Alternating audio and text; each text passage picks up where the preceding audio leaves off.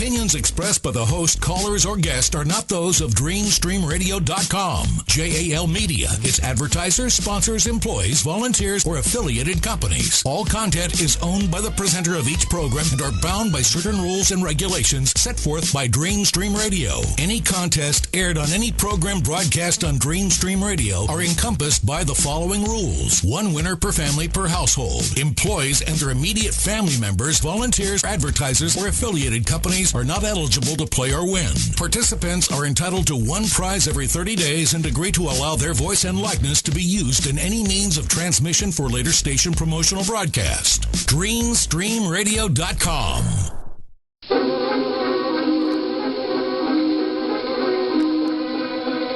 Toto, I have a feeling we're not in Kansas anymore.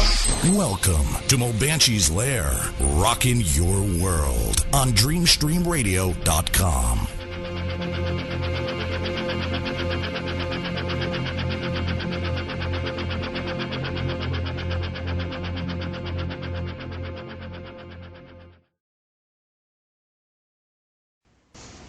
Welcome to Moebanshee's Lair. I hope everybody is throwing out well.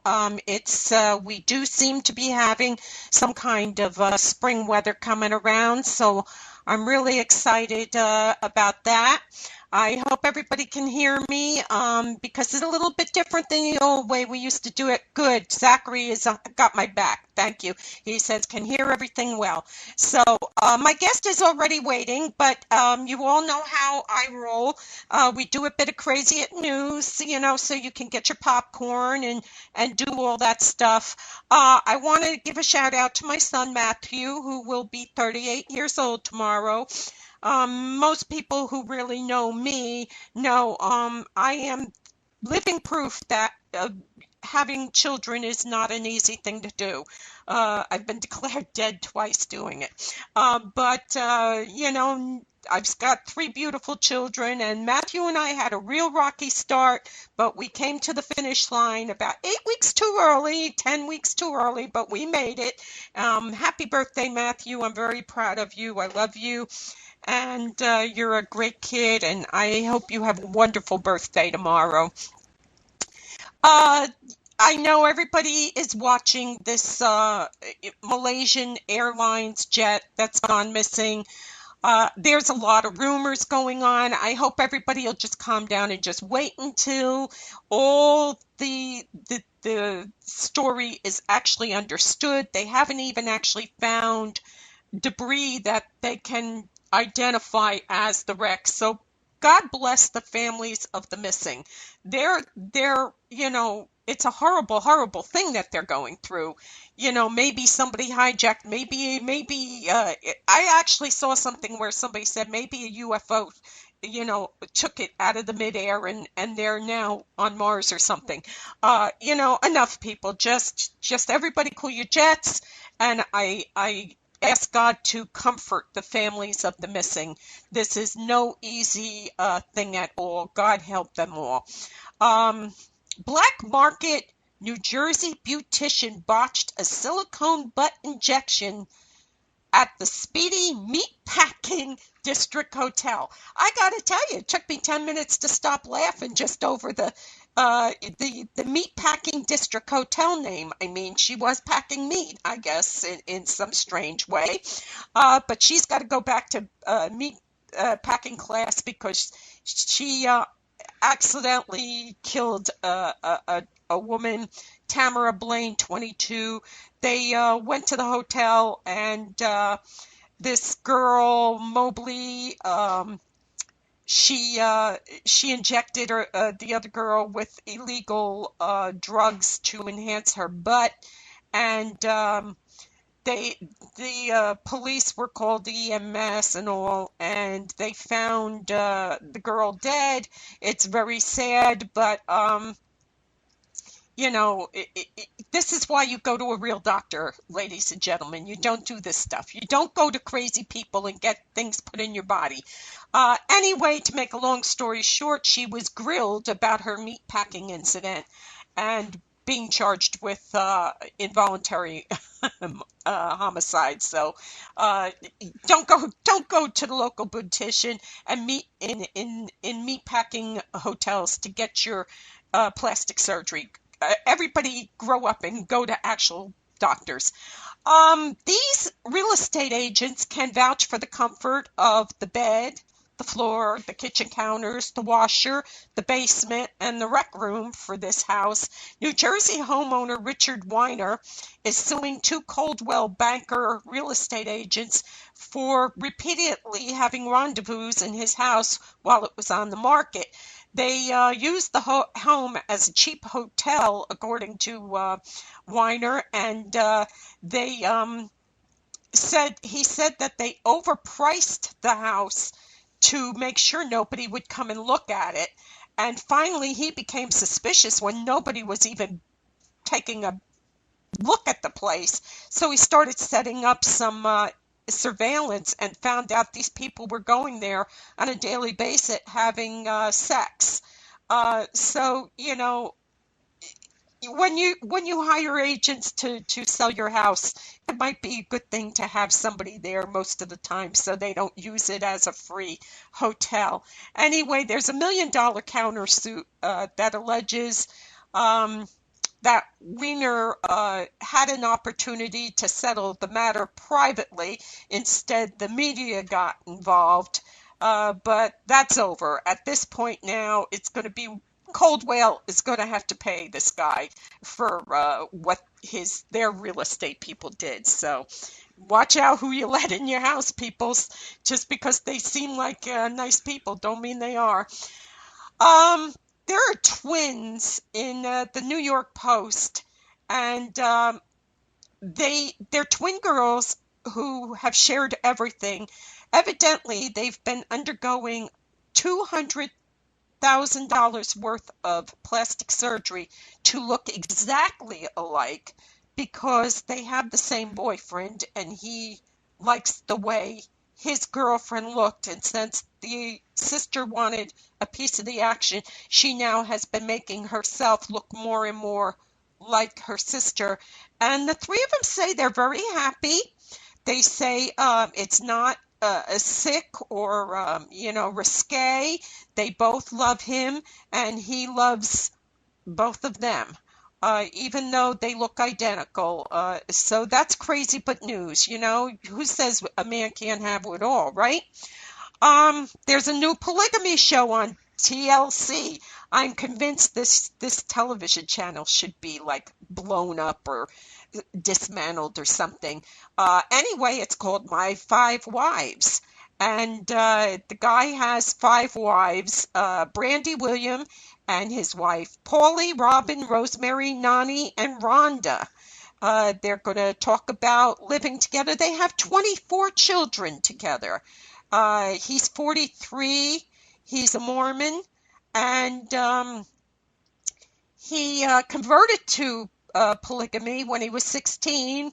I mean, really, a horny boy, what more do you want? You know, all you have to do at 16 years old, get told, hey, you know, if you become, a Mormon, you can bang the hell out of, multiple women, Any 16-year-old boy is going to convert. I got to tell you, I could have about 5 or 6 really hot-looking young men.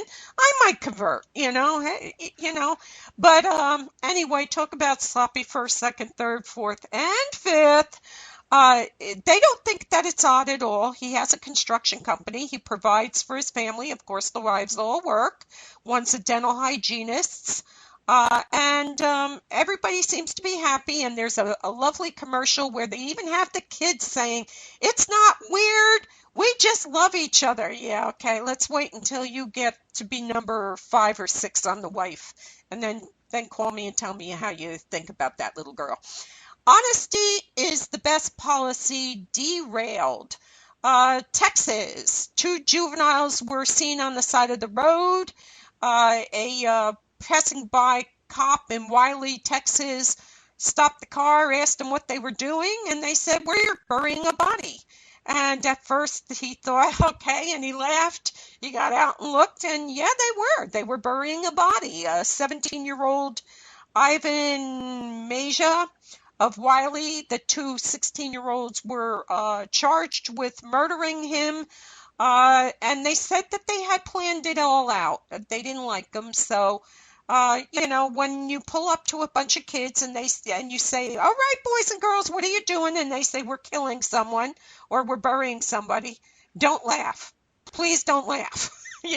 Take it seriously. They could actually be telling you the truth. This is one of these stories where I ask myself, why? Why? And this is the fastest speed typing with your nose record in Guinness World Records. Khurshid Hassan has become Guinness World Record holder for typing 103 letters in just 47 seconds. He types faster with his nose than I do with my fingers, but then again, I failed typing. I aced biology and chemistry, though, so if you get a pipe bomb under your car, you know where to send the mail.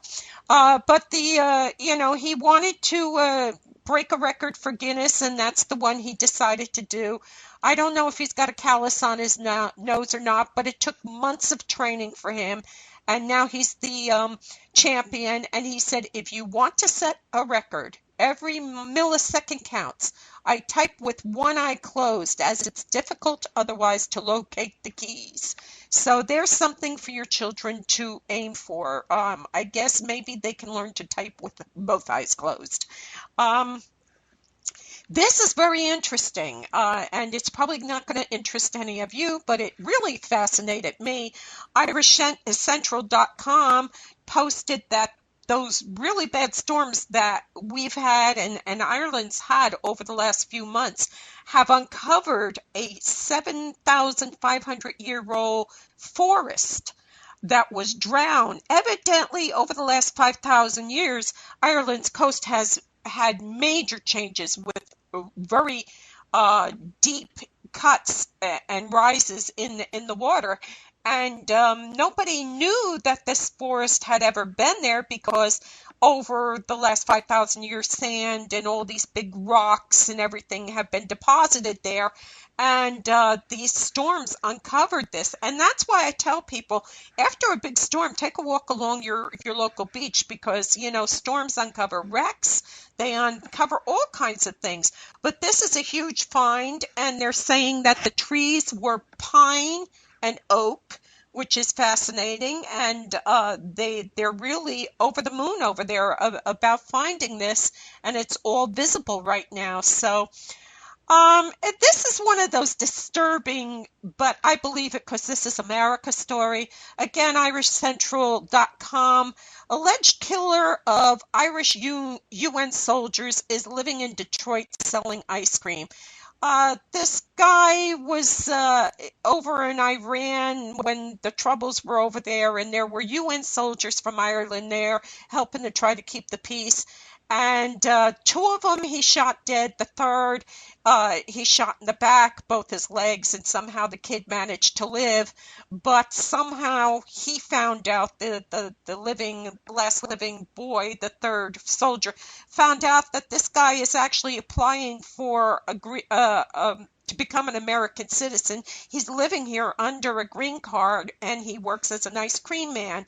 God bless America. I mean, where else can you do this stuff, be a professional killer and then sell a bunch of kids ice cream, All I can say is we are the land of dreams. Our guest is here, so let me get this played, if I can find it. Yeah. Okay.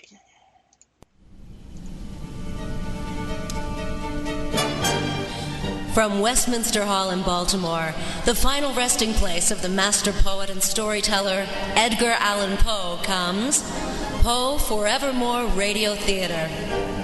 Poe Forevermore Radio Theater, bringing you thrilling tales of mystery and imagination, adaptations and original stories, from the works of Poe and from classic and contemporary authors. And now, the producer and star of Poe Forevermore Radio Theater, your host, Mark Redfield. And welcome, Mark. I just played the intro, and welcome, Mark Redfield, to my lair. Nice to be here again. Always good to talk to you. Yes, you've got one of those voices that when you're not being somebody else, it's one of those lovely voices that you say, I need comfort. Let me listen to Mark talk for a while. You have a beautiful voice. That's very nice. It's one of those voices where I could say, press number 1, press number 2. I'll have to think about that. But that's very you sweet. Can make That's money. very kind. Thank you. Yeah. I love your on my walks on Facebook. Things I see on my walk. I love to look at that when you do that because you always find some really odd things. Baltimore, is it that entertaining? It is. Baltimore is a very is a vastly entertaining place.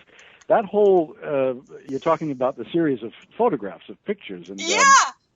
Well, the whole thing started was a year ago. We're coming up on a year anniversary. I had a heart attack. I had a special treat hit me out of the blue, and a few weeks after into recuperating, I started walking daily. And you carry your smartphone with you in case you have another heart attack because you don't want trouble. Right.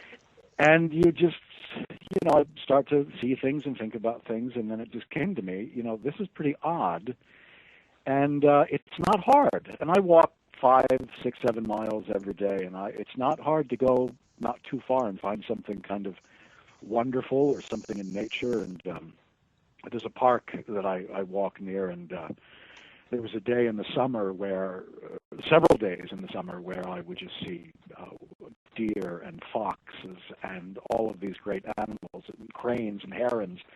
I mean, it was wonderful. So yeah, it's a fun little thing to do, and whatever catches my eye, and then I'll write a little caption for it. So yeah.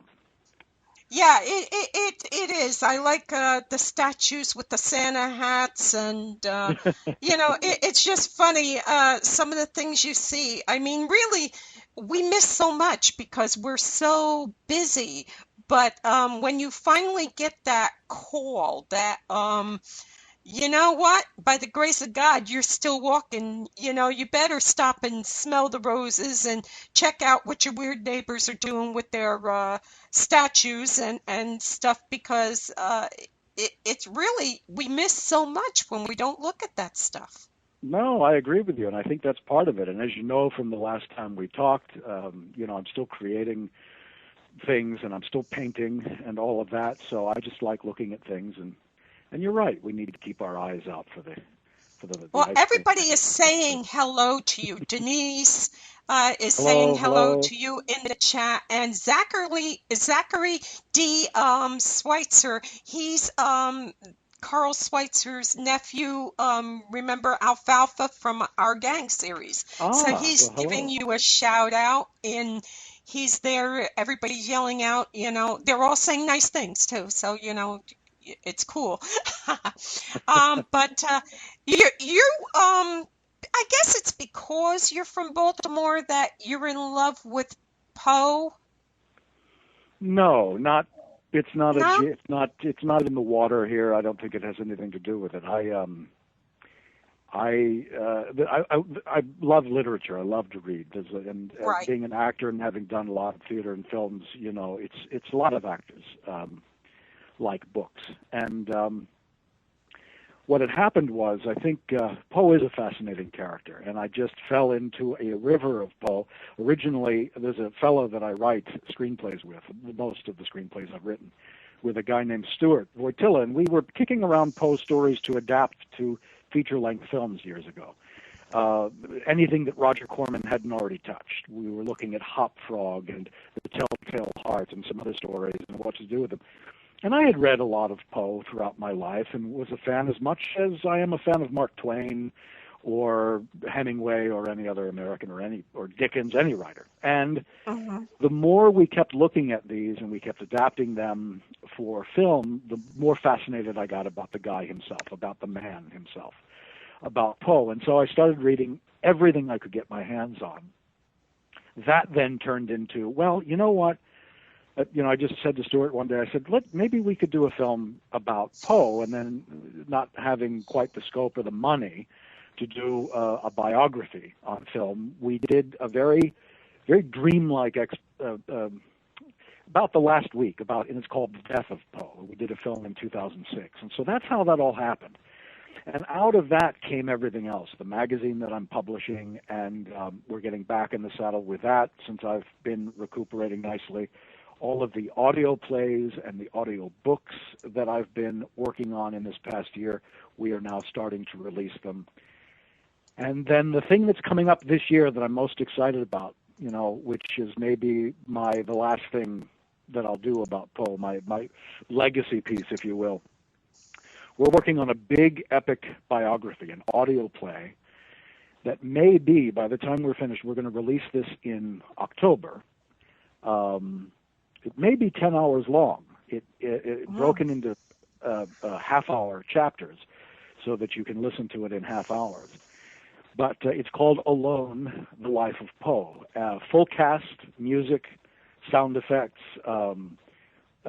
We will be finishing the recording in the summer months and have it ready. And it will be available on iTunes, and it will be available on hard media, on CD, because I'd like to get these into libraries and that kind of thing. So that's, of all of the stuff I'm working on now that is Poe-related, I think I'm going to come full circle, even though we're going to do, I think you played a clip of John Astin and I doing a little Not yet.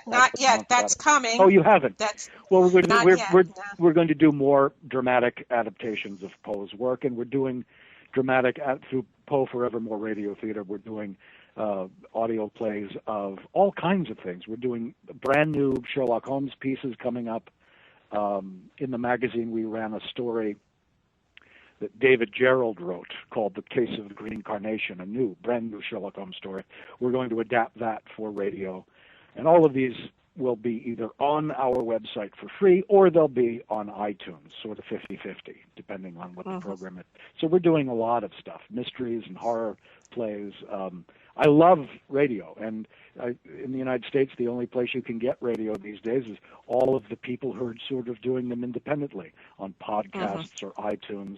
Universities are doing some. We don't have here, really, what the BBC has. I mean, they're still doing full-blown radio all the time. It's still very important over there. Yeah. I'm sorry? It's still very, very important over in Ireland and England and Scotland and Wales. Oh, yeah. When I was over there, the radio was much better than the TV, actually. Yeah, it's a beautiful art form. It's a wonderful storytelling art form, audio plays, and you can do so much, and it's something that I've always wanted to do. I've had small professional tastes of it in my time. I mean, most of my voice work is for commercials, like a lot of actors. We'll do commercial things for radio or television, and we're unseen. I've done some video game work where I get to play a lot of characters and do character voices. And then I've done a couple of dramatic things. I did do a play with BBC Radio 4 a few years ago. I did it with Felicia Rashad and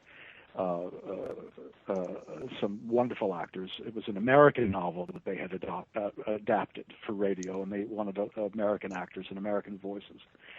And so this is something I've wanted to do for a long time. And so through my recuperation period in the last year and in picking up speed again, I just decided, let's get into the studio. And it's interesting because when you play the clip, most of the stuff we're doing that's coming out in the future, was recorded in the studio. But the interesting thing about Cask of Amontillado that I acted with John Astin was we did that in front of a live audience.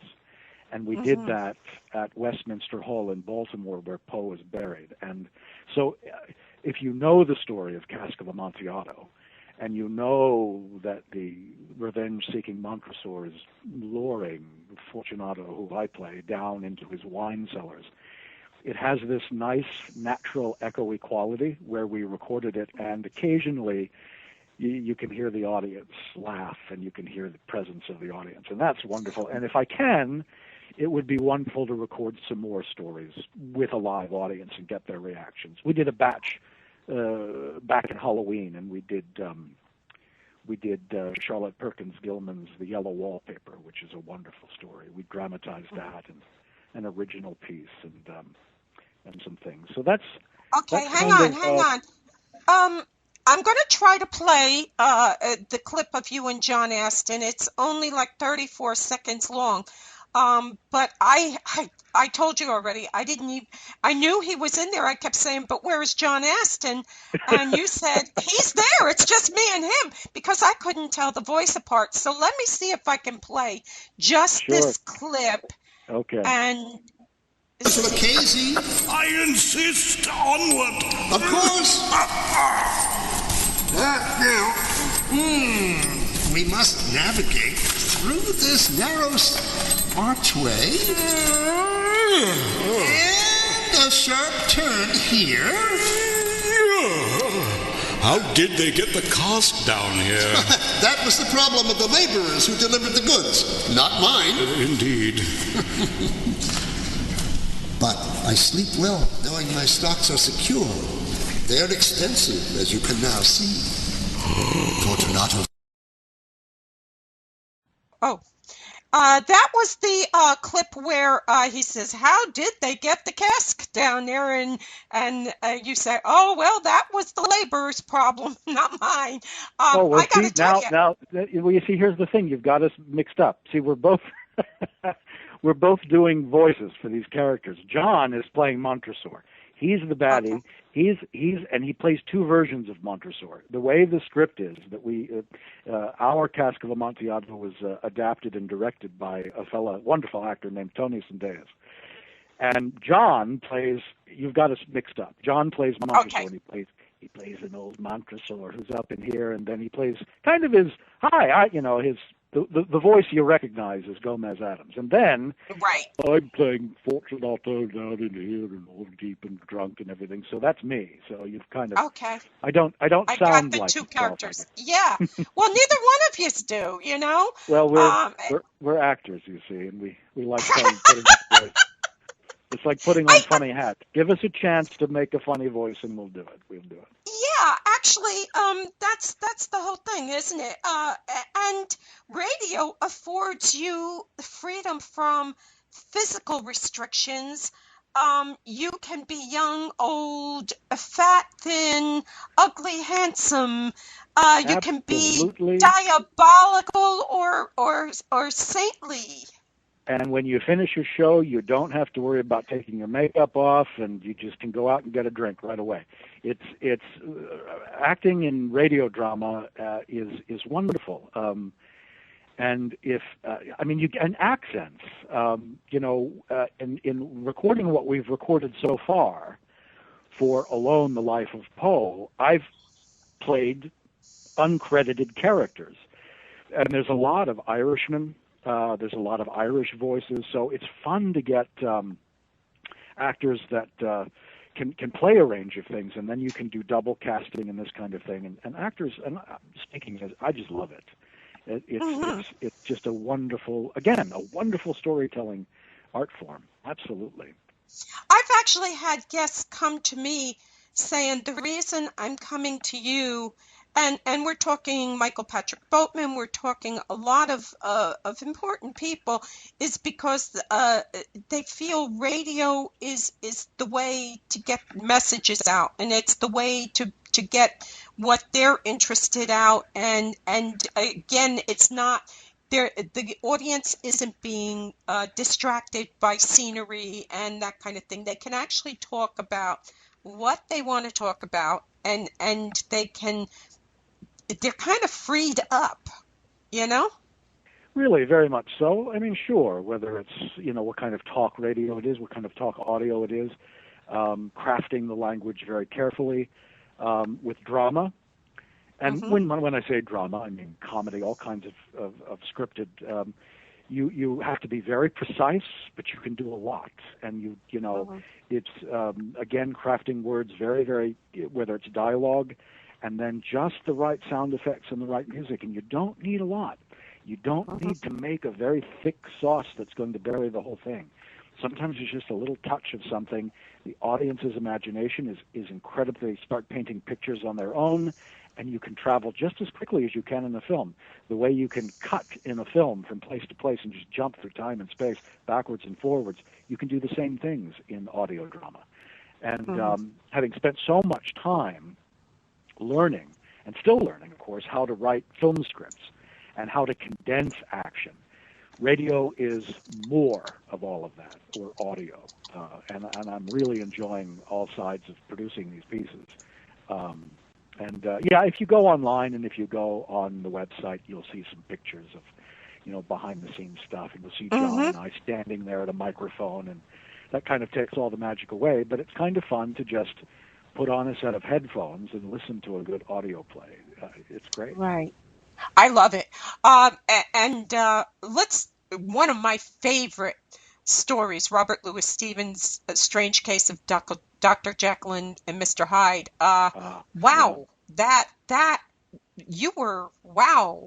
You were so different. You're talking about my film version of that, yeah. Yeah.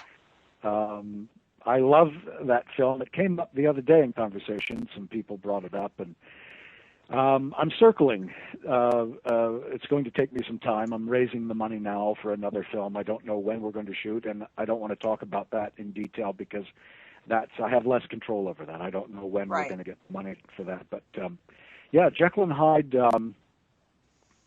was Stevenson's another favorite filmmaker. I mean, I think one of my favorite novels of all time, and this got stuck in me when I was a kid, was Treasure Island. I'm doing it. I have an audio book of Treasure Island that I'm going to release. That's a fantastic book to play all those voices. Because I'm also recording audio books. There's a Christmas Carol that's already out, some other stuff. But when we made the film, Dr. Jekyll and Mr. Hyde, that's a bit terrifying for an actor because, and I've said this before, my old line is, when someone does, the film 1926 or the 50s version of Ben-Hur, you have to have the chariot race. That's a key point, and everybody's going to look forward to that. And I think the thing with an actor playing Jekyll and Hyde is the contrast, and it's always a cheat if it's two different actors. And there are stage productions where they do that, and they have two different actors play. And I think I was more nervous about playing Jekyll in this film. In my mind's eye, I see Jekyll as this very matinee idol, suave, handsome, and Hyde, of course, is a frog. He's a toad. He's a homunculus. He's a dwarfish, horrible creature in Stevenson's book, and it was fun to get that, to try to capture that, and move away from Frederick March's very ape-like. Even though I did very ape-like movement things as he progressed. And that's a film that there's some secrets in, where I play more than Jekyll and Hyde. I played the Chinese fellow in the Flophouse. Did you know that? Did I tell you that last time we talked? No, you didn't. Next time, go back and look at it, and that's me. I'm the Chinese guy that's hiding, where Hyde is hiding, and that young doctor comes. That's me. So it's always harder to play a saintly person, isn't it? Well, it is. It's true. When actors tell you that the villains, the bad guys, have all the juicy part, those are the juicy parts. Well, they are. There's usually more fireworks. There's more stuff to play. So anyway. Do you mind if I play the trailer? I'm going to play the trailer for it, okay? Sure. Sure. Okay, cool.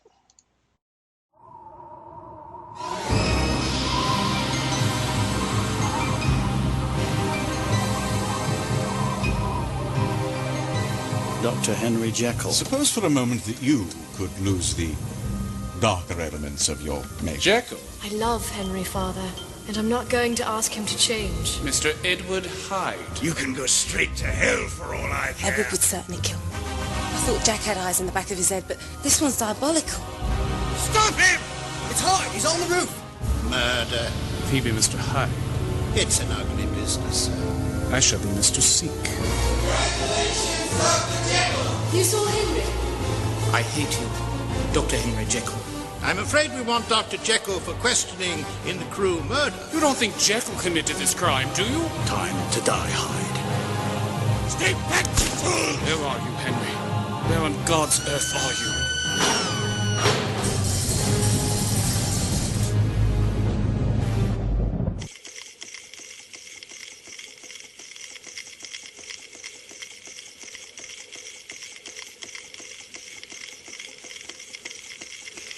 God, what have I done?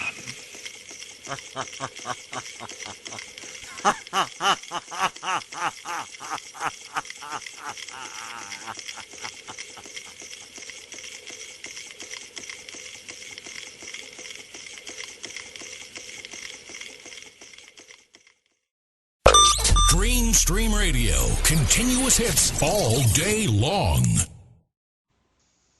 And we're back. That was the trailer for Dr. Jekyll and Mr. Hyde. Oh, God, what have I done? You are a master of accents and dialects, huh? Well, it's just it's fun to learn a new one. It's fun to put that on and explore a character. It's fun to do. Yeah, but when I listen to you, and I've been listening to a lot of different things, and I lose that it's Mark. Do you know what I mean? Now, when you have somebody, a lot of other actors, you could say, well, that's Jack Nicholson. That's, this one or that one. You totally blow me away because if I didn't know it was you, I would never know it was you. That's a very fine compliment, and I thank you. That's great. I mean, I am a great fan of actors like Jack Nicholson. I'm a great fan of John Wayne and love Cary Grant. And then there are the actors that are the ones that transform, Peter Sellers and Alec Guinness and Olivier. And I love those actors as well. And maybe that's the thing that's kept me on my toes over the years. I've always been an actor who's liked to change the hair and find the walk and find the accent and the right beard or the right shape of the nose. And so maybe that's where I gravitated, and that's the thing that fuels my fire and keeps me interested in acting, I think. Yeah, something that struck me is Poe's, the movie, The Death of Poe. You bring it around that he's trying to become a publisher of his own magazine, and you are also a publisher of a magazine. Do you kind of look and say, Jesus, do I know what you were going through trying to get the money to do this and trying to get this done?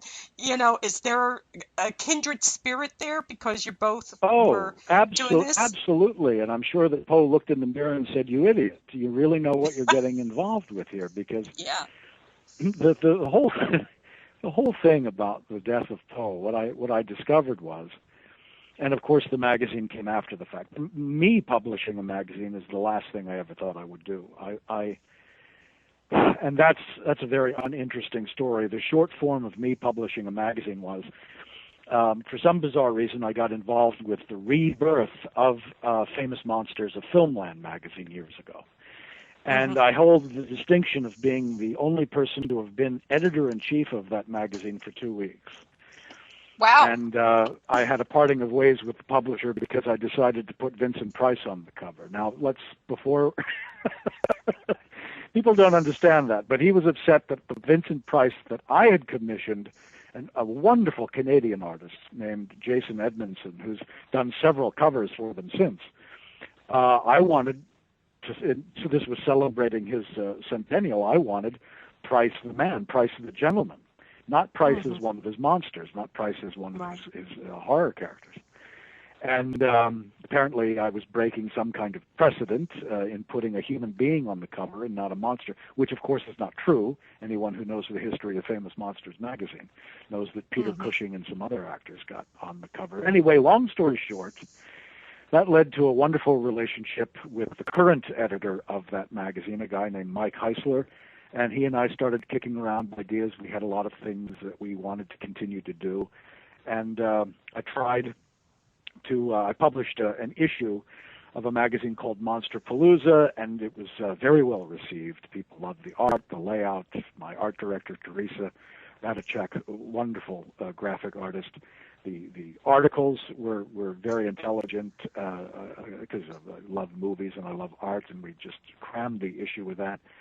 And it went very well, but there are 30 other monster magazines out there. And so it just didn't make any sense to continue with it in some ways because we each had these other interests. The Poe magazine came out of the fact that I knew so many fiction writers and artists, and it just felt like a natural extension with all of this Poe work that I was doing. Of course, what helped derail that was, of course, I had mentioned the heart attack I had had, but you know, in time, you know, things have gotten better and things are getting back on track with that. Mm-hmm. But I'll tell you this, the impetus, what I discovered in making The Death of Poe and Poe's compulsion to, as an artist, to write and be in print and have an audience, because most of his work was editorial. He was editing other people's work as a publisher, working for other people.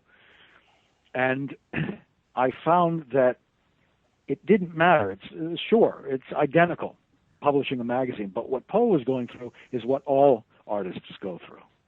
And there is a commonality there, and that's something I recognized even before I published a magazine. And do I have enough subscribers and enough readers, and you know, the butterflies over whether people like, you know, what we're doing and that kind of thing. And you know, again, a kind of obsession or compulsion to do the best job and put it forward and try to get people who could care less. And you've got to remember that in Poe's time, when he was making these what turned out to be, because he died so young and so prematurely, these last-ditch efforts to publish his own magazine, that it just wasn't done. It's not the world we live in today, where, you know, even though we bemoan the fact that print is dying, which I don't believe it is. That's another track of conversation here. But no writer was making a living solely being a writer in Poe's time. They had either come from some kind of wealth that they had created in some other way, or, you know, family wealth or something. And Poe spent the majority of his adult life working, of course, like we all do, for other people. So that's the commonality I found. I don't know. Sometimes, you know, there are these massive acts of publishing a magazine, starting a theater, starting a gallery. Why not take all of your money and your credit cards and just burn them on a big pile, you know, in your backyard? It's a big risk. But we do these things because, you know, we're kind of compelled to get our stories out. So. Yeah, I understand that totally, because I run the asylum, you know, it's my baby, and I feel it's important to have a place for people that are really wondering what ghosts are or what's going on, what is that bang and all. And I didn't like what the TVs are doing, these TV shows. So, you know, people say, why do you keep it going? And I say, because people deserve to be helped. You know, and not victimized and not put on TV and used as a stepping stone. Somebody has to care enough to help. So when people are really scared, they come to the asylum, and no, I don't make any money on it. It costs me money. I'm always in the red with it. You know, but good on you. Good on you for helping people. Sure. Thank you. And that's usually what I get at the end of it all, is they say, God, why aren't you making money doing this? And I said, because that's not what I'm in here for. If I was on TV, you wouldn't come to me because you'd be afraid I'd victimize you, like so many of these shows are doing. So I think when you have something that's in you, it's you work the crappy job to support the thing you love. Absolutely, that's what we all do, unless we're one of the lucky few who, you know, have crossed that line and are able to pay the bills by doing what we love. And then we've got to remember how lucky we really are. How do you get to your magazine? It's online, right? Is it also paper? Can you order it on paper, or is it just? It's only paper. Okay. Because it's a whole operation to properly lay out with your art director an online version. We may eventually do that, but right now it's kind of cozy and kind of retro and you know, I don't know if you're aware of this, but just the other day, Newsweek, which folded up print a couple of years ago, they're back in print, and they're back in print not 3 million copies and $4.95. They're at a premium price, and working on subscribers. So, I don't think print is dead. Anyway, yes, PoeForevermore.com is the website, and that's where people can find our audio plays as they're released every week or 2 weeks, and subscribe to the magazine. And that's where we are, PoeForevermore.com. Yeah, I don't believe print is going to go anywhere, because what would all of us do in doctors' offices where we're told to shut off our different electronics, and we don't want you doing that because somebody might have a pacemaker and you might interfere with it, and you might do this and you might do that. So what are we going to read? Really, get some decent stuff in there to read. I'm so sick of E Tonight or whatever that is, that, some of the stupid stuff, I actually, and my doctor remember when we were kids, maybe you're younger than me, but they had the kids magazine where you had the good guy and the bad guy, and you had all these different acts. I'm with you on that. You're talking about highlights. You're talking about goofers and gallants. Highlights. I actually resorted to looking at highlights when Teddy was being operated on. I'm in a VA hospital, for God's sake. Don't you even have a magazine on how to build a bomb there? Really, I'm looking at highlights. My daughter says, "What are you looking at?" I says, "An abomination." I'm looking at highlights here just to kill time. We're going to go to break, and I picked some Irish music. Poe was Irish. He was born in Boston, big Irish town even back in the day. And his ancestors were from Ireland. That's where they came when they came to the United States. They were from Ireland, and he was born here, but of Irish descent, absolutely. Right. So I was looking for music that would have been played in his time, and a lot of it didn't have words because, it was reels and that kind of thing, and hornpipes and all that. So I instead went for music that if it was around, he might have listened to it. But the one I'm going to play is the Irish Tenors, The Minstrel Boy. It's got a little bit of a wee overture, and the reason I'm doing this too is I'm Irish, so it's March, and that's what I do in March. And right after that, immediately following that, is Mark Redfield reciting The Raven. That's 9 minutes, but I think you're going to love the way he reads this poem, and I think you guys are all going to enjoy this. So up the Irish and up with Poe, right? Right. And we're going to kick it in gear. Once, upon a midnight dreary, while I pondered weak and weary over many a quaint and curious volume of forgotten lore, while I nodded, nearly napping, suddenly there came a tapping, as of someone gently rapping at my chamber door. "'Tis some visitor," I muttered, tapping at my chamber door. "Only this, and nothing more." Ah, distinctly, I remember it was in the bleak December, and each dying ember wrought its ghost upon the floor. Eagerly I wished the morrow.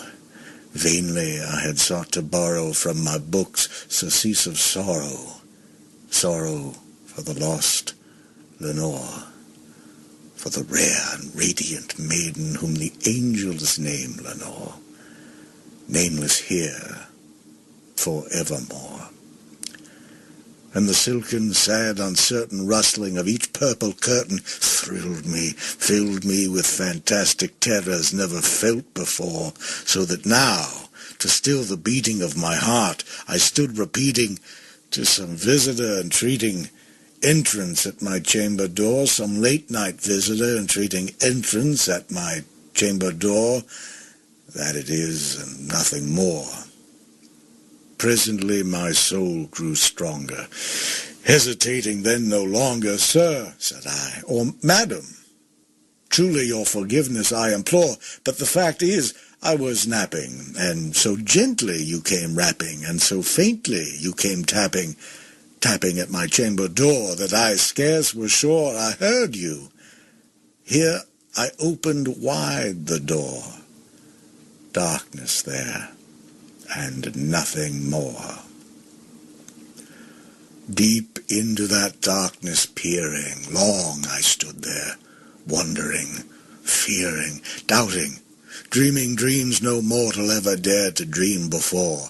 But the silence was unbroken, and the darkness gave no token, and the only word there spoken was the whispered word, Lenore. This I whispered, and an echo murmured back the word, Lenore. Merely this, and nothing more. Back into the chamber turning, all my soul within me burning. Soon I heard again a tapping somewhat louder than before. Surely, said I, surely that is something at my window lattice. Let me see then what thereat is, and this mystery explore. Let my heart be still a moment, and this mystery explore. 'Tis the wind and nothing more. Open here, I flung the shutter, when, with many a flirt and flutter, in there stepped a stately raven of the saintly days of yore. Not the least obeyance made he, not an instant stopped or stayed he, but with mane of lord or lady perched above my chamber door. Perched upon a bust of Pallas, just above my chamber door, perched and sat, and nothing more. Then this ebony bird, beguiling my sad fancy into smiling, by the grave and stern decorum of the countenance it wore, Though thy crest be shorn and shaven, thou, I said, art sure no craven, ghastly, grim, and ancient raven, wandering from the nightly shore. Tell me what thy lordly name is on the night's Plutonian shore. Quoth the raven, Nevermore. Much I marvelled, this ungainly fowl, to hear discourse so plainly, though its answer little meaning, little relevancy bore. For we cannot help agreeing that no living human being ever yet was blessed with seeing bird above his chamber door, bird or beast, upon the sculptured bust above his chamber door, with such a name as Nevermore. But the raven, sitting lonely on the placid bust, spoke only that one word, as if his soul in that one word he did outpour. Nothing farther from then he uttered, not a feather then he fluttered, till I scarcely more than muttered, Other friends have flown before. On the morrow he will leave me, as my hopes have flown before. Then the bird said, Nevermore. Startled at the stillness broken by a reply so aptly spoken, Doubtless, said I, what it utters is its only stock and store, caught from some unhappy master, whom unmerciful disaster followed fast and followed faster, till his songs one burden bore, till the dirges of his hope that melancholy burden bore of never, nevermore. But the raven still beguiling all my sad soul into smiling, straight I wheeled a cushioned seat in front of bird and bust and door. Then, upon the velvet sinking, I betook myself to linking fancy under fancy, thinking what this ominous bird of yore, this grim, ungainly, ghastly, gaunt, and ominous bird of yore meant in croaking, Nevermore. This I sat engaged in guessing, but no syllable expressing to the fowl whose fiery eyes now burned into my bosom's core. This and more I sat divining, with my head at ease reclining on the cushion's velvet lining that the lamplight gloated o'er. But those velvet violet lining with the lamplight gloating o'er, she shall press, nevermore. Then, methought, the air grew denser, perfumed from some unseen censer, swung by angels whose faint footfalls tinkled on the tufted floor. Wretch, I cried, thy God hath lent thee, by these angels he hath sent thee, respite, respite and nepenthe from thy memories of Lenore. Quaff, oh quaff, this kind nepenthe, and forget this lost Lenore. Quoth the raven, nevermore. Prophet, said I, thing of evil, prophet still, if bird or devil, whether tempter sent, or whether tempest tossed thee here ashore, desolate yet all undaunted, on this desert land enchanted, on this home by horror haunted, tell me truly, I implore, is there balm in Gilead? Tell me, I implore. Quoth the raven, nevermore. Prophet, said I, thing of evil, prophet still, if bird or devil, by that heaven that bends above us, by that God we both adore, tell this soul with sorrow laden, if, within the distant Aidenn, it shall clasp a sainted maiden, whom the angels name Lenore, clasp a rare and radiant maiden, whom the angels name Lenore. Quoth the raven, nevermore. Be that word our sign of parting, bird or fiend, I shrieked, upstart and get thee back into the tempest and the night's Plutonian shore. Leave no black plume as a token of that lie thy soul hath spoken. Leave my loneliness unbroken. Quit the bust above my door. Take thy beak from out my heart, and take thy form from off my door. Quoth the raven, nevermore. And the raven, never flitting, still is sitting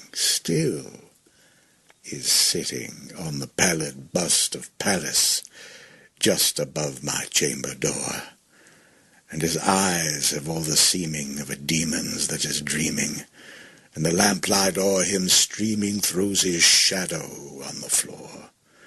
And my soul from out that shadow that lies floating on the floor shall be lifted nevermore.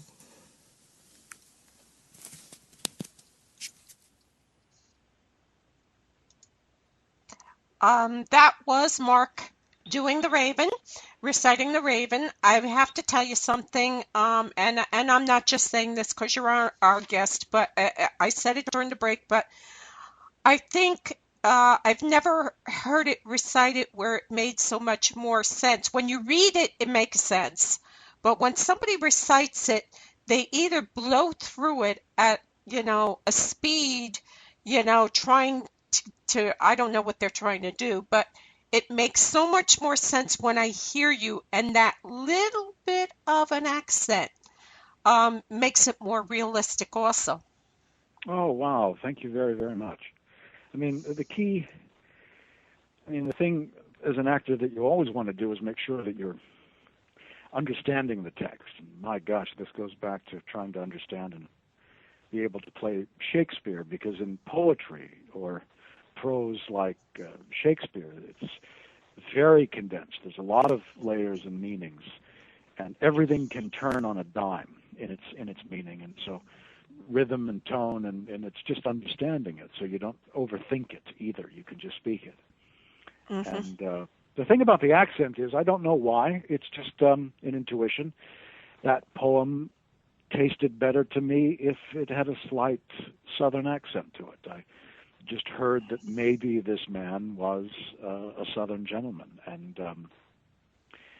so I just kind of wanted to put a little bit of that kind of spin on that, and I think that is a nice flavoring to this melancholy guy who's there one midnight and gets visited by a really monotonous talking bird. I just told you. It's kind by of the funny. time he got to that chair, I would have shot it. I mean, when you get right down to it, I mean, here's a guy whose heart is broken, who's sitting around, his study, and he's reading a bunch of books, trying to take his mind off of things, and a bird comes into his house, and he then starts thinking that maybe this bird has all of these secrets, and the bird answers none of his questions, and gives him nothing, just gives him not an inch. It's absurd. It's terrifyingly absurd. It's so sad on one hand. So that's a nice nice thing about Poe is that even the saddest or the most horrifying things that Poe writes are absurdist and kind of funny, actually. So The Telltale Heart. I mean, you actually start feeling sorry for this guy. He's breaking a sweat while he's talking to these cops. You know, I mean, it's on and on and on. I mean, there are things that have some very obvious humor laced within them, and some of it is very sarcastic humor. Mm-hmm. And the revenge stories. I mean, even Cask of Amontillado. You know, these people go to great lengths to and Black Cat is very similar to the Telltale Heart with those two narrators' obsessions, but yet all very absurdist, all very heightened, all very, very, very funny, I think, in some ways. There's an old thing that I love. One man's humor is another man's horror. And there is the dividing line, both sides of the same coin, I think. Best of Poe's stories, best of Poe's poems, best of the Twilight Zone have that. What side of the coin will it fall on for you that particular day? You know, depending on your mood. You could hear the same thing and it strikes you as, oh, that's so sad and beautiful. And the next day it's, well, this is hilarious. You know, that this idiot would obsess, Telltale Heart would obsess for all this time on this man's eye. What does this mean? So I think it's kind of nice to be that our moods can change the quality of something. Like I said, it's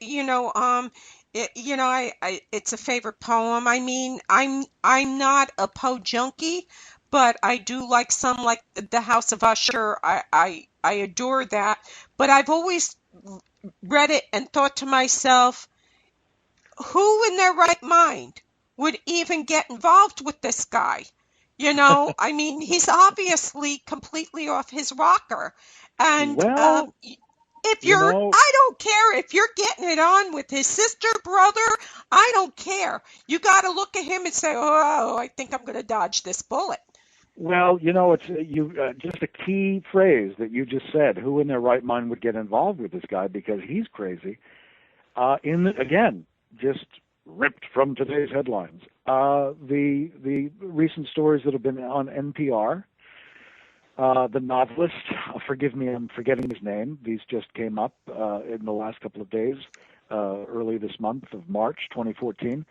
The fellow that spent 10 years getting to know a man he thought was a Rockefeller, and had every sign, everything thrown at him to create doubt that this guy was a con artist and, in fact, was a murderer, which is true. And it took him 10 years until the man who claimed to be Rockefeller, his whole world blew up because a murder he did commit caught up with him.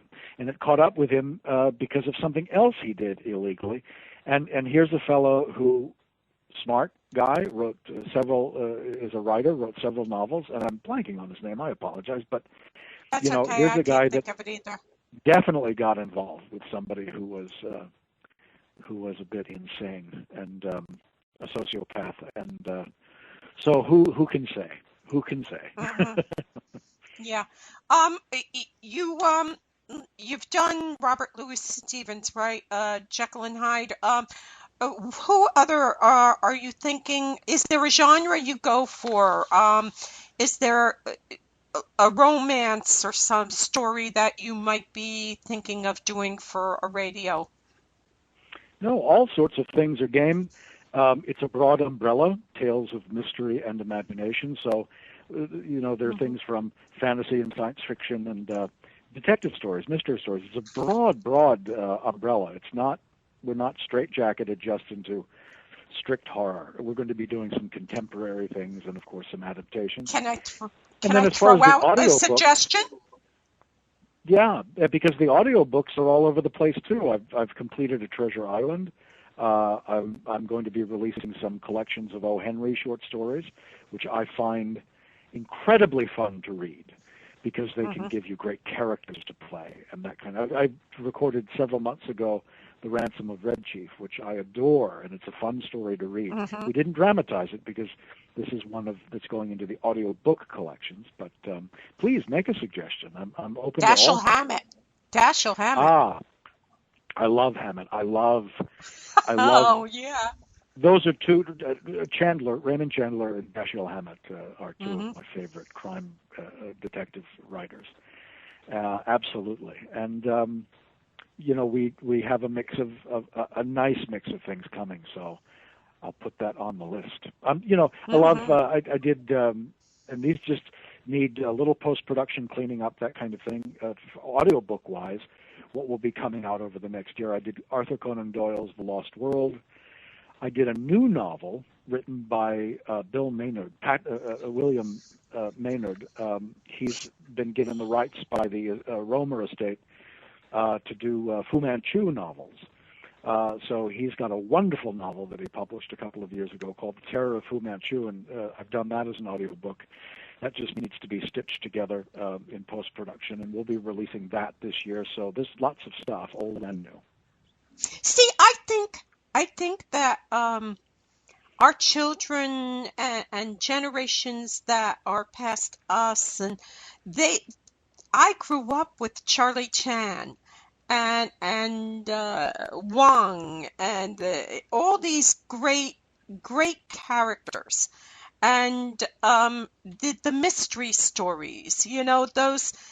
Those great mystery stories that were always out there, and I think that young people today aren't getting the same kind of variety. I mean, they get the sparkle with the vampires, and the fairy dust. But it's interesting because in some ways they are. There are a lot of young people.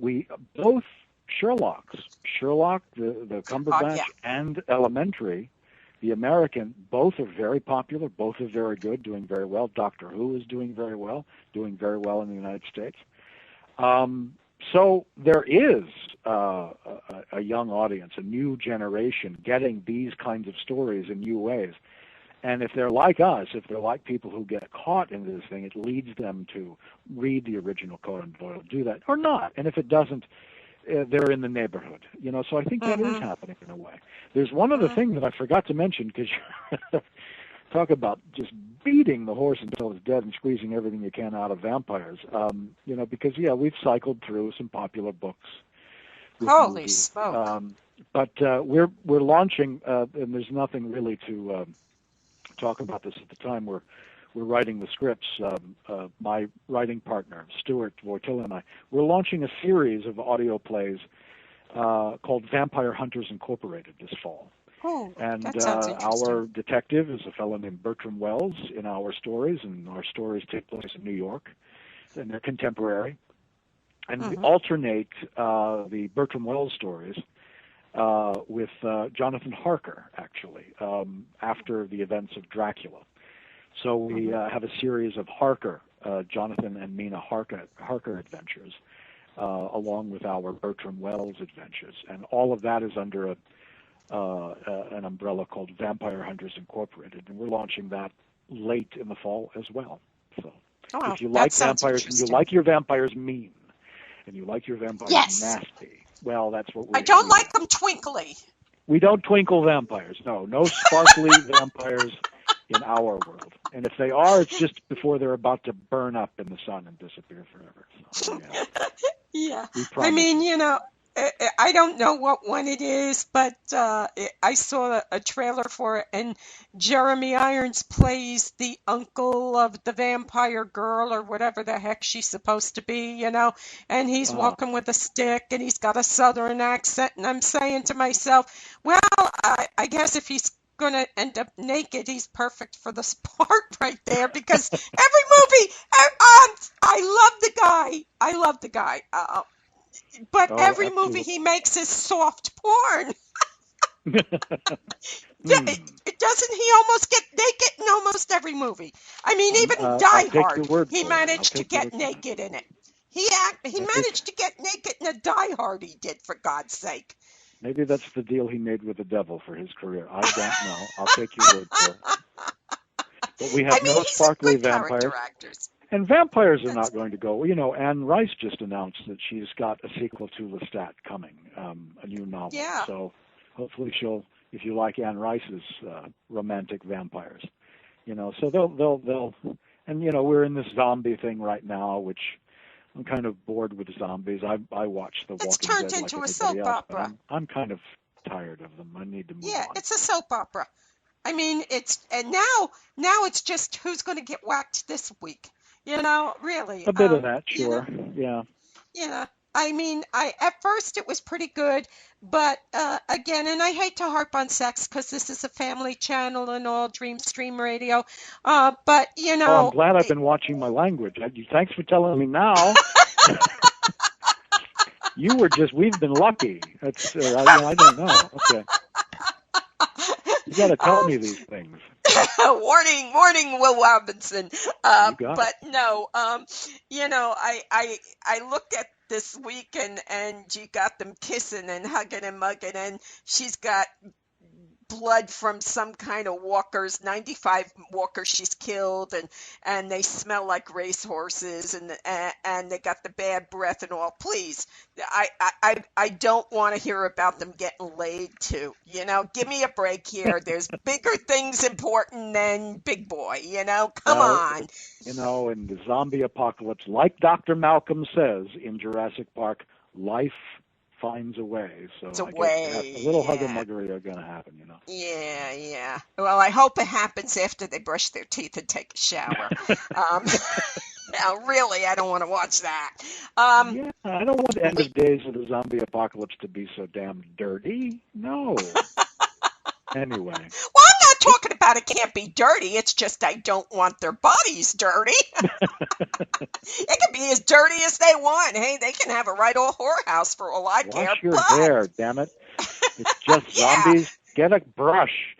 You can find what's weapons the matter and with you? canned pudding. You can find a damn brush and brush your hair. All right. Don't you be touching me with those blood all over you. We're going to go to a break. Again, we've got an Irish piece, Katie Daly. It's a Philly culture song sung by a friend of mine, Willie Lynch, the Willie Lynch Trio. And I think you're all going to like it. And I'm sure that Poe would have approved of this. It's a fun Irish song. And then we're going to listen to Mark's Annabel Lee. Is there something you want to tell anybody about this piece? No, let's chat about it right after they hear it. Okay, so we're going to go, and I'm going to...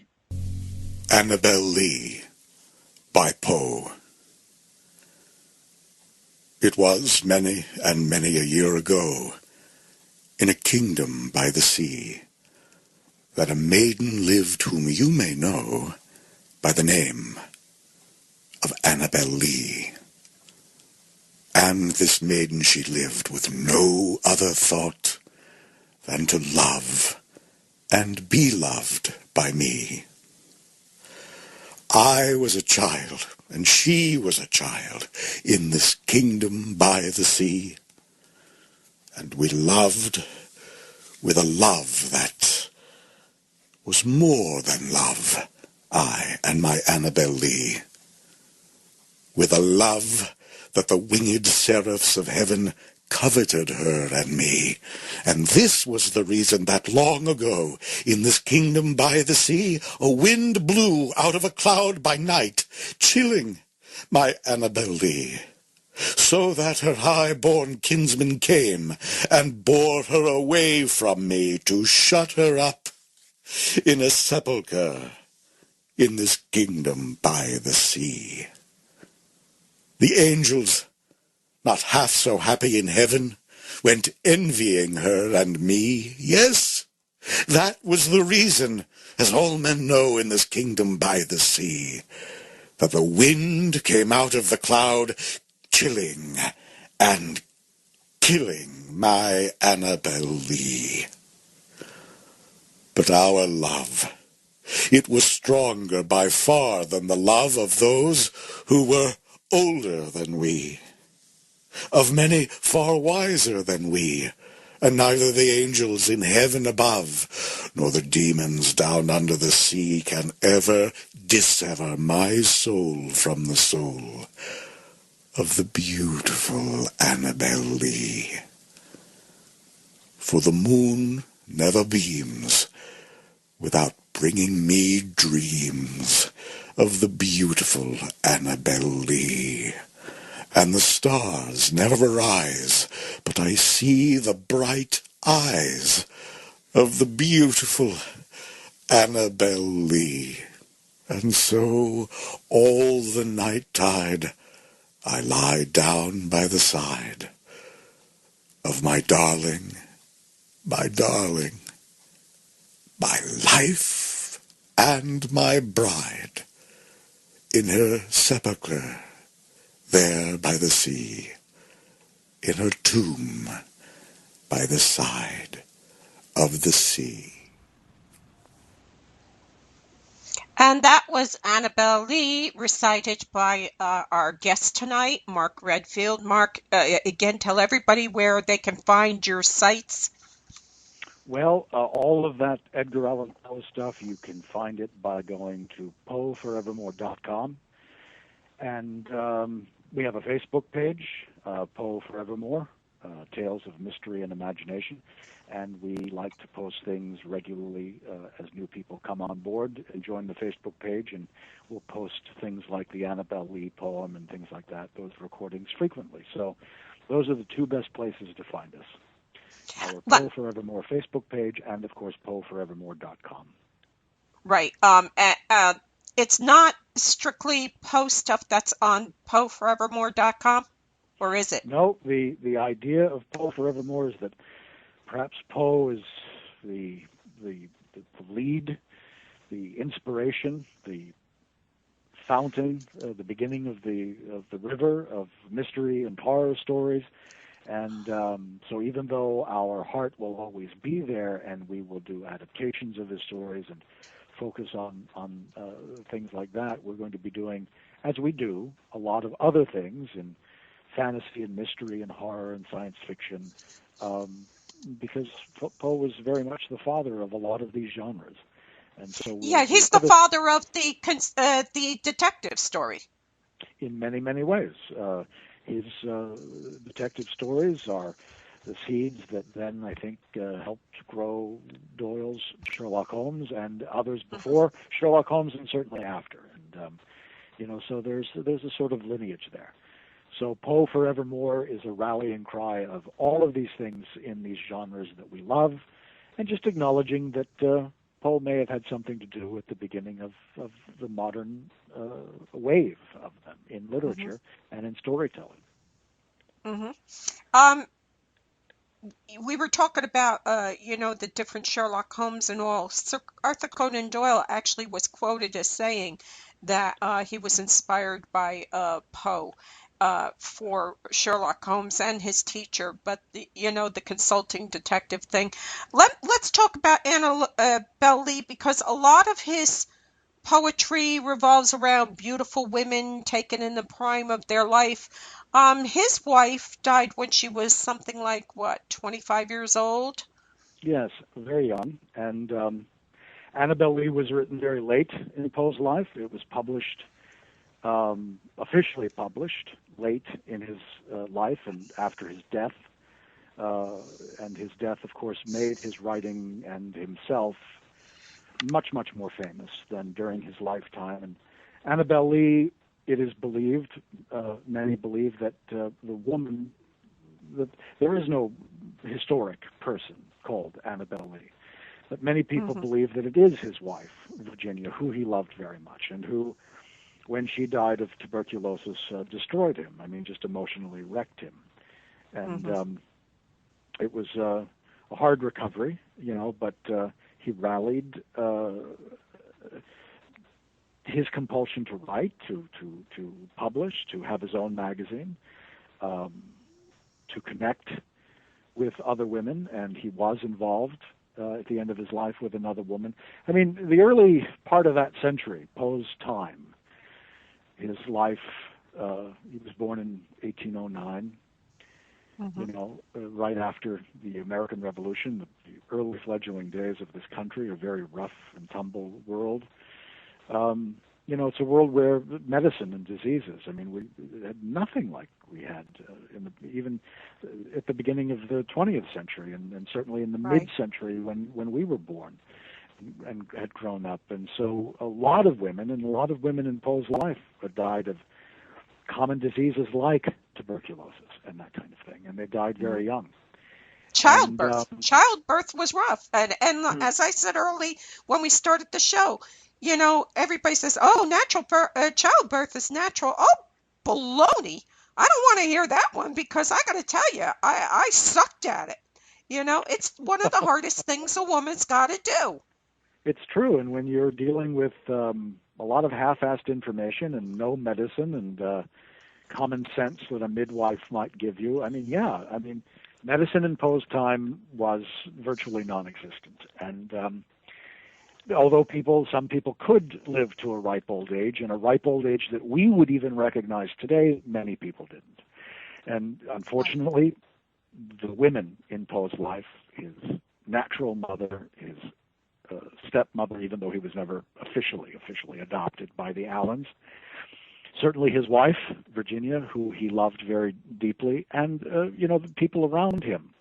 And so on the face of the evidence of things that he wrote about poetry, and you know, these were topics that were in his poetry very, very important to him. But then so much of poetry is about beauty and about beautiful things, and certainly about beautiful women. And this is also a period in literature, and we grow into this into the Victorian age with the graveyard literature, where everything funereal is somehow, it's a very strange, obsessive time where throughout that entire century, where we're interested in things that have to do with death and funerals, and into the Victorian age. So Poe is at the beginning of that, and certainly by the time we get to 1900, we have run the gamut with architecture of cemeteries and burial practices, and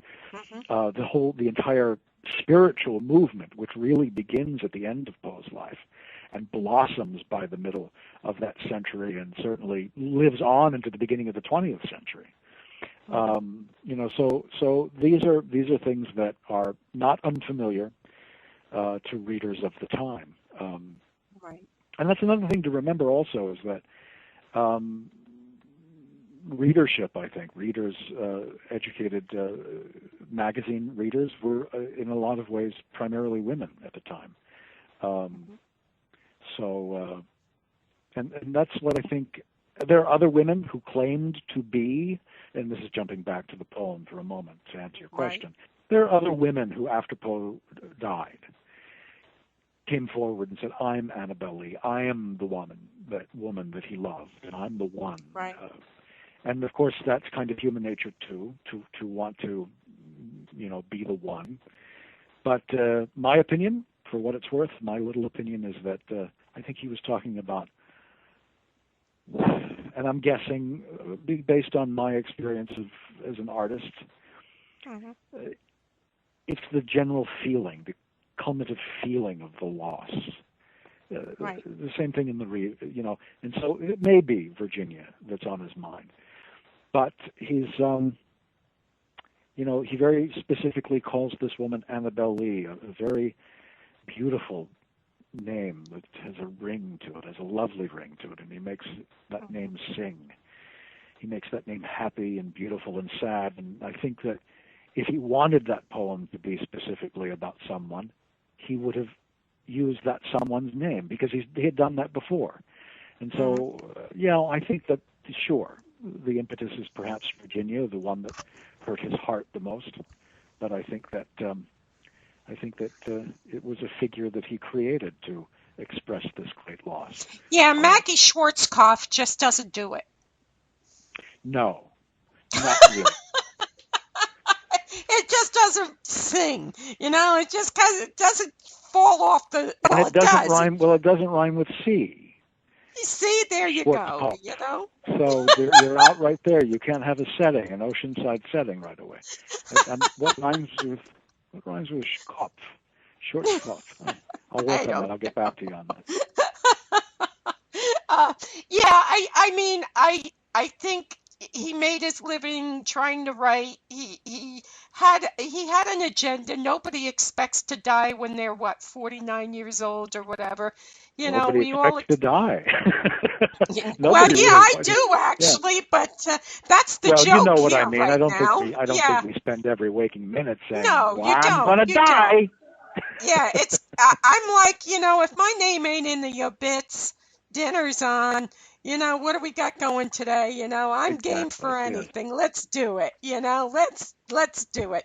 But I think that he had a melancholy childhood. I think he had a rough go of it, and maybe there was a little bit of feeling like every woman, even though they didn't choose to leave him, they left. But you touched on something. I don't want to make too much of a labor of this, but back then, death was accepted. It wasn't like it is now where we expect miracles, and we think that we can beat the guy with the sickle, the angel of death. There's got to be a cure for it, right? There's a cure for it. Back then, it was not unusual for a man to go through a couple of wives because they all died from a disease or childbirth or something else.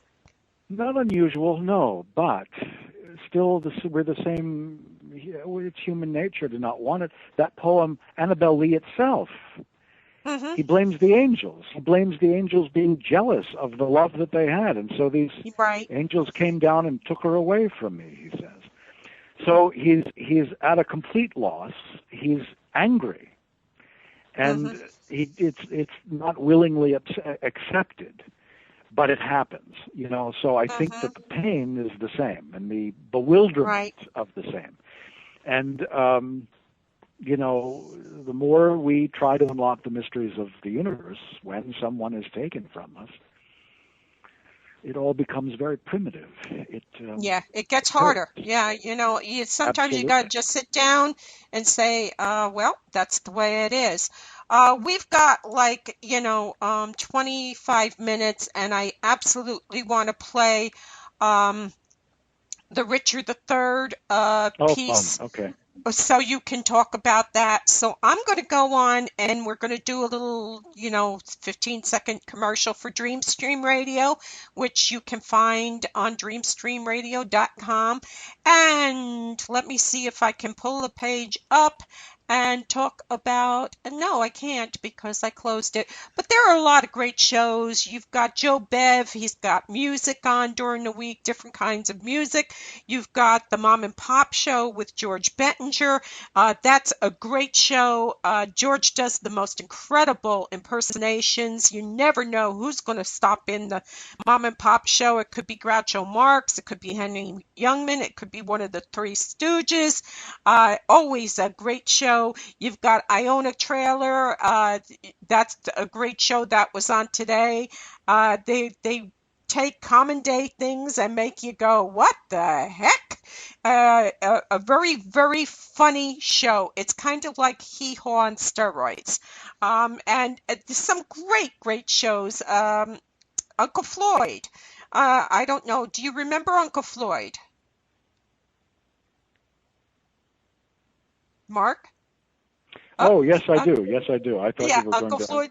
Yeah. Where I started rambling.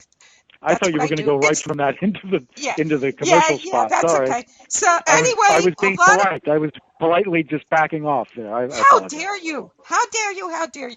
Okay. Now I'm going to go and play the pieces. And again, the piece of music is Patty Faye's or the Earl's Chair by Kieran Faye, and then Richard III, the winner of our Discontent by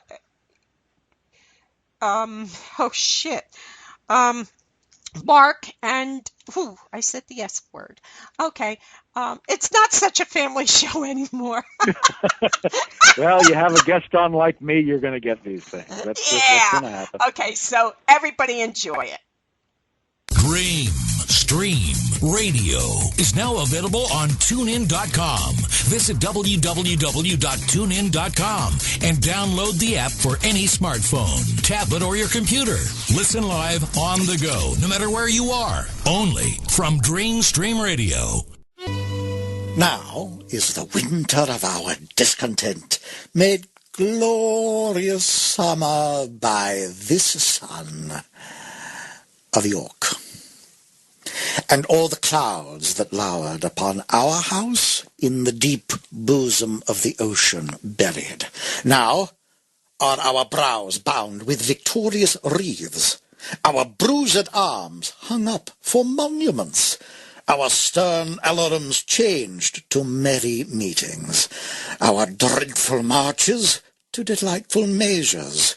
Grim-visaged war hath smoothed his wrinkled front, and now, instead of mounting barbed steeds to fright the souls of fearful adversaries, he capers nimbly in a lady's chamber to the lascivious pleasing of a lute.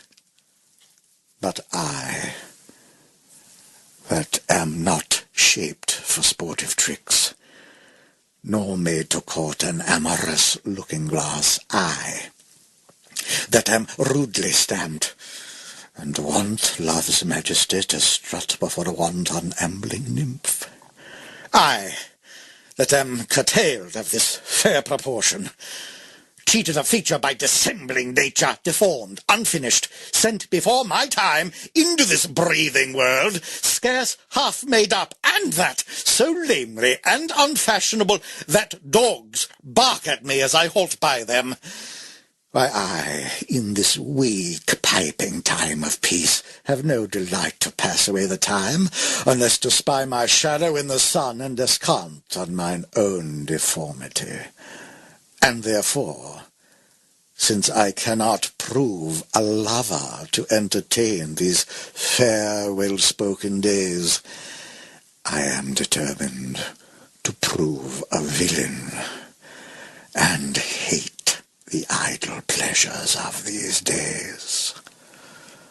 Plots have I laid, inductions dangerous, by drunken prophecies, libels, and dreams, to set my brother Clarence and the king in deadly hate the one against the other, and if King Edward be as true and just as I am subtle, false, and treacherous, this day should Clarence closely be mewed up about a prophecy which says that G of Edward's heirs the murderer shall be. Dive thoughts down to my soul. Here Clarence comes. And that's King Richard III, and that was the... Well, you explain what it was, please. Well, that's from Shakespeare's play, Richard III. That's the opening speech. It's a fabulous character. It's a wonderful character. Yes. Wonderful play. He's this is a character that comes right out and tells you he's the baddie, and these are the things I'm going to do, and watch me go. And it's wonderful for that way. And it's a monologue that has lots of colors and lots of things to play with there. And it's one of those kind of monologues you can do slightly differently every time you do it. Next month, April 2014, is Shakespeare's 250th birthday anniversary. And I've had a chance, I've been lucky enough to play some Shakespeare in my time on the stage. And so I think it's going to be fun. I'm just going to do a monologue a week come April in honor of his birthday through the rest of the year. And it'll be Shakespeare Saturdays or something, and I'll just post one of his monologues, a different character every week. Probably won't play the women, even though in Shakespeare's time all of the actors were men and men played the women's parts. But there's plenty of me for me to play in the rest, so I think I'll have some fun with that. Good vocal exercises, too, to keep you on your toes to do some Shakespeare. Let me ask, have you ever played a woman's character? I have, on stage. And I was talking to a friend of mine a couple of days ago. I had done a play that she had written, and one of the scenes in it was a comedy piece. And I played a Cockney fishwife, and I looked for all the world like Carmen Miranda. And so I have. And then there was something else I'm forgetting right now that you asked me that question. It'll come back to me, but it's been on the stage that I've done it in plays. Yeah, back in Shakespeare's time, women weren't allowed to be with actors and actresses and go on the stage. In fact, Lizzie Borden's father was very down on her because she liked to hang out with actors and actresses, and that's only in like 1876, So, well, that's two different animals there. Yeah, it was a boys' club in Shakespeare's time, but as far as Borden is concerned, I mean, it's such a puritanical culture, and right? The Puritans were just no fun. They just no drinking, no dancing, and certainly no theater. That was just verboten. You just didn't do that, and a lot of that just seeped into the rest of the fabric of the country as we grew, and I think the residue of that we can still taste today in some reasons. And actors have always gotten kind of short shrift and sort of always been kind of misunderstood, and it's been kind of tough that way. But certainly, yes, as we, in Poe's time, I mean, Poe's parents were actors. I mean, think about that. Mm-hmm. Think about so early in this country's formation when theater and actors were so frowned upon. It's just something that, you might as well just go right straight to what would be the equivalent? I mean, it would horrify people. And yet you had a section of the population which were progressive and thought ahead and understood the art and liked and it was beyond oratory as well. It was true. I mean, good acting is good acting in any period of time. And so we had people who wanted a flourishing American theater. And so through fits and starts to this day, I mean, it's just bloody difficult to have the regional theaters that we have around the country to thrive. Mm-hmm. It's always a battle here in this country for those art forms, and we do what we can to keep them going. But I think that's it. I think we're still battling a kind of puritanical streak that hasn't completely died out. But at the same breath, I idolize people like Johnny Depp and who else? Come on, help me out. I don't know any. Oh, sure. I mean, we had stars. Look, we've always had stars. Poe was a rock star. Dickens, look, you don't have the things that we take for granted today. We don't have radio. I mean, back in Poe's time and Dickens' time, what they did was they got on the lecture circuit and they spoke in public their greatest hits. Mm-hmm. Dickens was a rock star in his time, and he had a cutting of A Christmas Carol. This is just one example of what he would read in public that lasted about an hour. It's the version that I read on my audiobook. It's his cutting, which is perfect to play in an hour. And he would be paid a great deal of money and was a big hit in America. And that sort of made it was all okay, crossed those lines because it was incredibly theatrical. I mean, Dickens was a frustrated actor. And, I think it's in the genes, it's in the blood, it's in the bones. Poe's parents were actors. His mother was an electric performer by all reports. His father, not so much. But Poe, I think, took that theatrical thing. His writing is very theatrical. He understands theatrical effects. And there were times when, and he became a rock star, certainly late in life. His big hit was The Raven. And he was Mark Twain, the same thing. He became a rock star. Venerated, but again, public speaking and public reading of one's works sort of cross those lines, and for people who wouldn't dare set foot into the theater, they would go to see a famous author read. Mm-hmm. Yeah, it was definitely a different time, and there was a lot going on. I mean, Poe died before the Civil War broke out, but definitely there were already tensions over slavery and the issue of slavery and all. Somehow it seems like he almost skirted around all of that, where writers like Twain actually brought on stories. Jim, the Negro slave, he didn't Well, sidestep it at Twain, all. absolutely. I mean, there's a quality. On the face of it, it seems really contradictory. For Poe, as an editor, as a wannabe publisher, he was very vocal about finding the heart in the true American literature. He was a great proponent of American literature finding its own voice. And when you look at his stories, they're not set in America. You can hold them in one hand. They're set in ambiguous foreign countries. They're set in France. They're set in other worlds and other times. Right. He's not, on the surface, a quintessential American author. Right. On the surface, and he avoided, in his fiction and in his poetry, direct political commentary. In his sarcasm, in his criticism, in his other writing, he could go right for the heart of political matters, and even then would skirt issues, out of place, out of time, whereas someone like Twain obviously would seize it by the throat in his critique, in his parody, and in his fiction, and attack it head on, whether it was.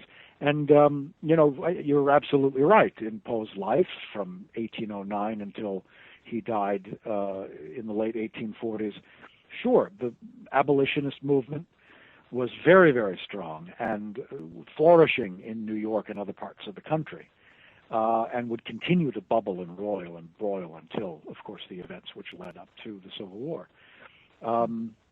But these were not surface, these were not concerns of Poe's in his lifetime.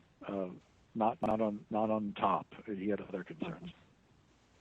Well, we are almost out of time, and tell them where they can get the Death of Poe, because I bought it. It is a great, great film. I love it, and yes, I agree with the ending. That's probably exactly what happened. But tell everybody where they can get a copy of that. Best thing to do is to go to Amazon.com and just in the keyword search for The Death of Poe, Mark Redfield, and you can also get it from a company called Alpha, and their website is oldies.com, www.oldies.com. Find their movie section, again, in the keyword, type in The Death of Poe, and you'll find it. They're the distributors. And then all of the other great fun stuff we're doing, come visit us at poeforevermore.com. And you can find Poe Forevermore on Facebook. So please come join us. And, let's talk church, about movies and art and fiction. Where you record the radio shows live, people can come and listen live to those, right? Well, again, we'll advertise those things on Facebook and on the website. The first batch of shows that we recorded live, we did at Westminster Hall. The second batch we did at a wonderful little theater in Baltimore. Most of them will be done in the studio. But we have no plans coming up to do any live shows, but we'll do some in the future, I'm sure. Well, I want to thank you for coming on, and I hope that you'll keep me in your thoughts as you get new projects running and going. I know that Poe does not own your life, and you have other things that you really want to get going, and you're young, and of course, you should. So God bless you. Thank you so much for coming on. It has been an absolute delight. It always is. You're very easy to talk to. Well, thank you very much. Thank you for having me on the show again. Look forward to talking to you soon. Okay, all you have to do is hang up and you're free to go, and I'll send you the links when I get them all up. Great. You have a good evening. Talk to you later. Night-night. Good night.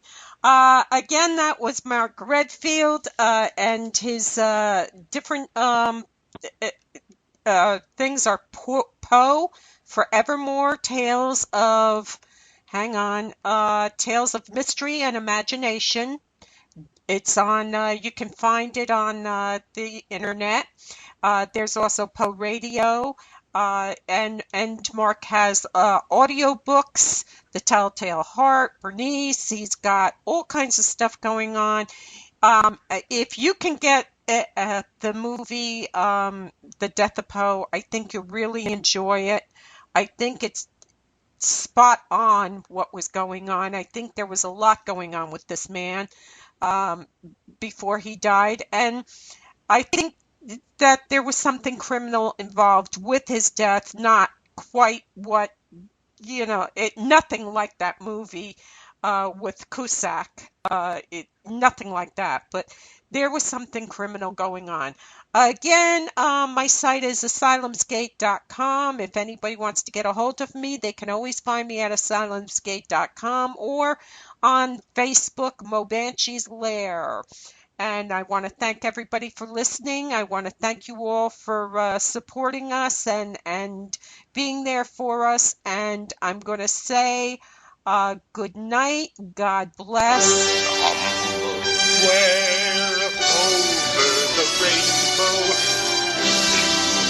birds fly. Birds fly over the rainbow. Why, oh, can't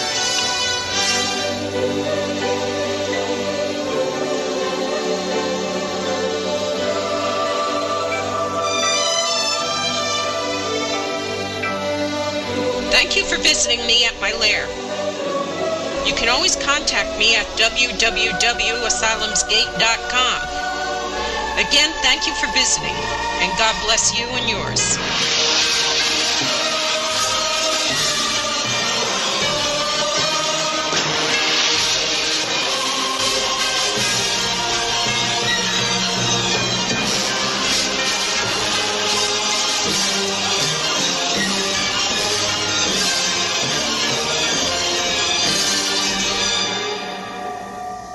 Ha ha ha ha ha ha.